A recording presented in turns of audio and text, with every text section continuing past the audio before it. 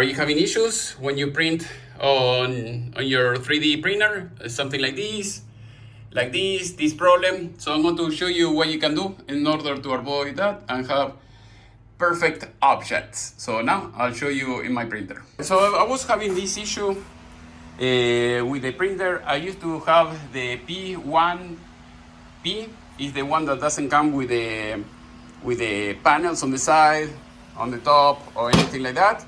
So I just finished printing this, and as you can see, it looks perfect. So in order to fix this problem, because before I used to have this is the same printer, but I bought the kit.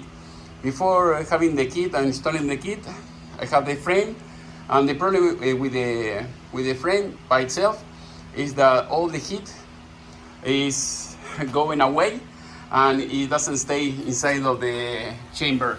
So when you're having this issue, the object is going to look very bad.